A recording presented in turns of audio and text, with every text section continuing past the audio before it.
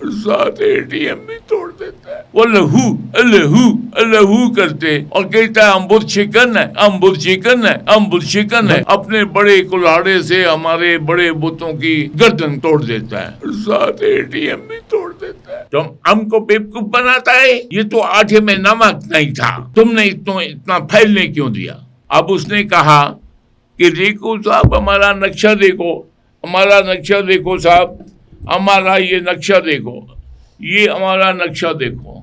ठीक है, आ गया। ये हम देखें, हमारे तो दोनों तरफ नीचे बिल्कुल वी बनी हुई है, दाएं तरफ समुंदर, बाईं तरफ समुंदर, ऊपर 29,000 फुट ऊंचा माता हिमालय।